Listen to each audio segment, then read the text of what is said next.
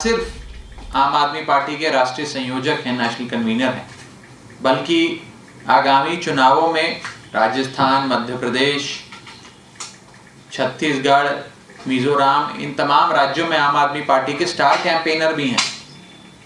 उनके खिलाफ लगातार कैरेक्टर असैसिनेशन के अटेम्प्ट्स कर रही है और ख़ास तौर पे अपने सोशल मीडिया हैंडल्स के ज़रिए उनकी छवि को खराब करने के लिए, उनकी इमेज को तार-तार करने के लिए एक बहुत ही डेरिगेटरी, डेफेमेटरी, विलिफिकेशन कैंपेन चला रही है। बीजेपी के इस षड्यंत्र के खिलाफ और अरविंद केजरीवाल जी की ये कैरेक्टर असैसिनेशन करने का जो प्रयास बीजेपी कर रही है, उसके खिलाफ आम आदमी party election commission of India में शिकायत दर्ज कराने जा रही है। आम आदमी पार्टी के राष्ट्रीय सचिव पंकज गुप्ता जी, जो आज इस प्रेस वार्ता में आपके समक्ष बैठे हैं, उन्होंने इलेक्शन कमीशन से आम आदमी पार्टी की ओर से समय मांगा है। हमने आज एक चिट्ठी के माध्यम से इलेक्शन कमीशन से ये रिक्वेस्ट करी है कि आप जल्द से जल्द, हो सके तो आज नहीं तो कल, हर सूरत में हमें समय दें।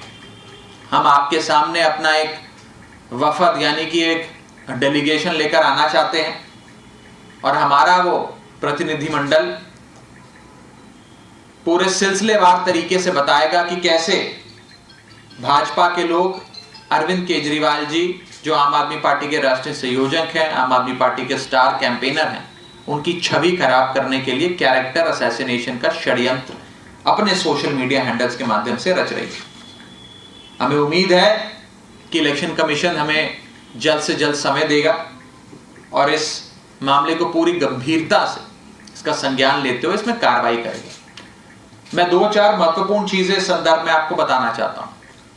पहली चीज तो यह है कि कोई भी शख्स इस प्रकार का मिस्चीवियस, मिसलीडिंग, डेफेमेटरी, डेरिगेटरी, स्लैंडरस कैंपेन किसी भी शख्स के खिलाफ नहीं चला सकता।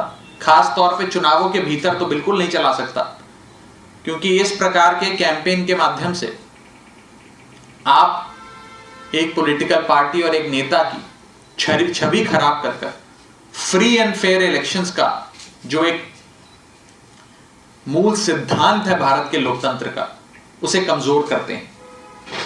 5 नवंबर 2023 यानी कि आज से कुछ दिन पहले दिल्ली बीजेपी ने अपने सोशल मीडिया हैंडल्स पे, ट्विटर, एक्स पर, फेसबुक पर, इंस्टाग्राम पर एक मिसलीडिंग और एक डेरिगेटरी वीडियो डालकर अरविंद केजरीवाल जी की छवि को चोट पहुंचाने की कोशिश करी।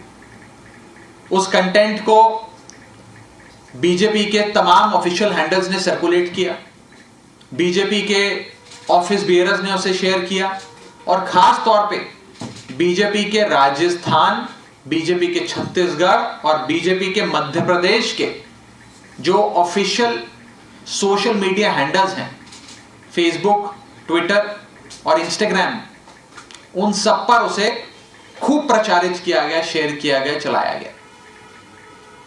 ये कंटेंट जो ओरिजिनेट दिल्ली भाजपा के एक्स प्लेटफॉर्म, ट्विटर प्लेटफॉर्म पे हुआ था, वहां से जाते जाते राजस्थान, मध्य प्रदेश और छत्तीसगढ़, वो 3 राज्य जहां महत्वपूर्ण राज्यों के चुनाव चल रहे हैं इस समय, मॉडल कोड ऑफ कंडक्ट लगा हुआ है, आचार संहिता लागू है, उस दौरान इन लोगों ने उस कंटेंट को वाइडली सर्कुलेट किया, शेयर किया और न जाने कितने हजारों व्हाट्सएप नंबर्स पर भी उसे ब्रॉडकास्ट किया।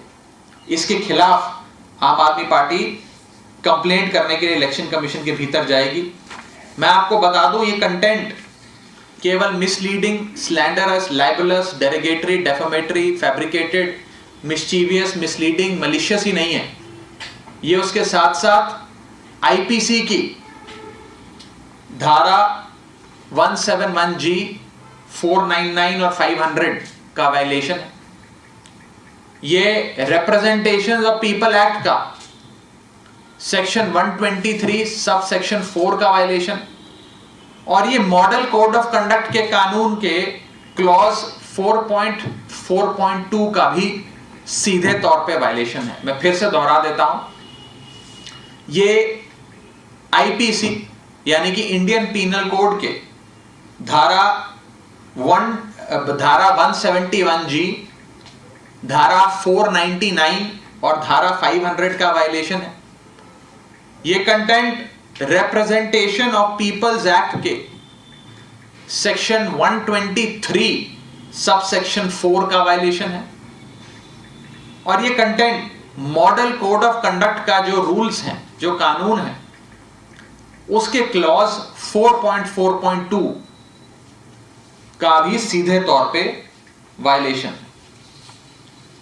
साथियों, ये कोई पहली बार नहीं है कि भाजपा ने आम आदमी पार्टी के नेताओं की छवि खराब करने के लिए इतने निचले स्तर की राजनीति करी और इस प्रकार के गंदे बेहुदा कंटेंट को बनाकर अपने सोशल मीडिया हैंडल्स पर डाला। ये लगातार ऐसा करते आए हैं। बीजेपी जिंदा ही कैरेक्टर असैसिनेशन पे है। BJP thrives on character assassination, और उन्होंने भारत देश के पहले प्रधानमंत्री जवाहरलाल नेहरू से लेकर दिल्ली के मौजूदा मुख्यमंत्री अरविंद केजरीवाल तक किसी को नहीं छोड़ा अपने कैरेक्टर असैसिनेशन के अटेम्प्ट से।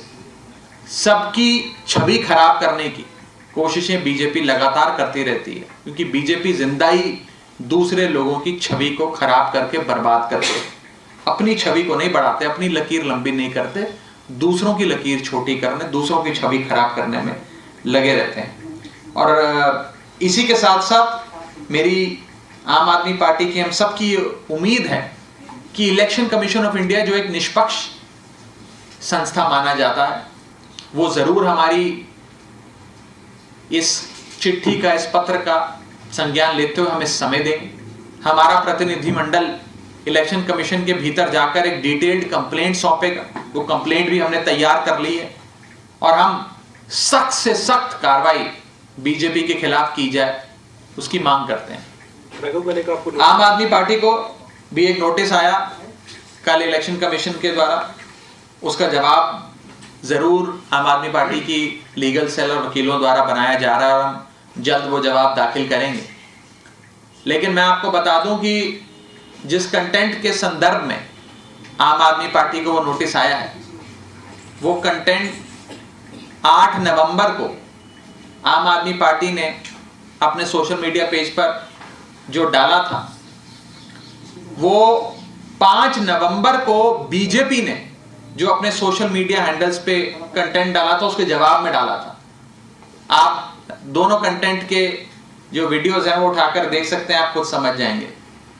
दुख की बात यह है कि आम आदमी पार्टी को नोटिस आ गया, लेकिन बीजेपी को कोई नोटिस नहीं आया। हम उम्मीद करते हैं कि हमारी कंप्लेंट के बाद अवश्य भाजपा को भी नोटिस दिया जाएगा और उनसे भी सवाल जवाब किए जाएंगे कि भाई आपने 5 नवंबर को अपने सोशल मीडिया हैंडल्स पर, और खास तौर पे ऐसे सोशल मीडिया हैंडल्स जो चुनावी राज्यों में भाजपा के ऑफिशियल सोशल मीडिया हैंडल्स हैं, उनके माध्यम से कैसे अरविंद केजरीवाल जी के खिलाफ एक पाक साफ आदमी, एक ईमानदार आदमी जो देश की सेवा में लगा हुआ, उस आदमी की छवि खराब करने के लिए इतना दूषित और इतना बेहुदा कंटेंट डाला। इसका जवाब मुझे विश्वास है कि इलेक्शन कमीशन जरूर भाजपा से मांगेगी। सवाल पूछ सकते हो? जी, आपका कोई सवाल हो तो जरूर पूछें। इंडिया अलायंस में आपकी सहयोगी कांग्रेस, उसके द्वारा ये कहा गया है कि दिल्ली में इतना प्रदूषण है कि सोनिया गांधी जी को दिल्ली से जयपुर जाना पड़ा। आप दिल्ली में, आपकी सरकार है, प्रदूषण काबू करने में नाकाम रहे हैं। क्या आदरणीय सोनिया गांधी जी को वैसे ही जयपुर में जाकर राजस्थान का चुनाव प्रचार करना ही चाहिए? लेकिन जहां तक कांग्रेस के आम आदमी पार्टी पर हमला करने की बात है, मैं कोई उस पर खास टिप्पणी नहीं करना चाहूंगा। मुझे लगता है कि हम सबको इंडिया अलायंस की जो यूनिटी उसे बरकरार रखना चाहिए।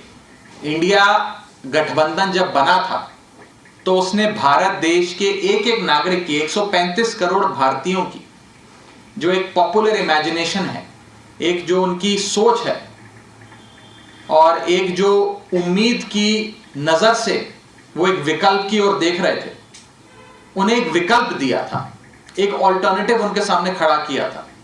इस प्रकार की तू मैमे से मुझे लगता है कि कहीं ना कहीं लोगों की जो वो उम्मीद है, एक विकल्प की उम्मीद, उस उम्मीद को चोट पहुंचती है। हमें हर संभव प्रयास करना चाहिए कि इंडिया अलायंस हमारा मजबूती से खड़ा रहे और जिस संकल्प के साथ इस गठबंधन को जन्म दिया गया था, उस संकल्प को हम ना भूलें। एकजुट होकर देश से डिक्टेटरशिप, महंगाई, बेरोजगारी, तानाशाही दूर करने के लिए एकजुट होकर चुनाव लड़ें।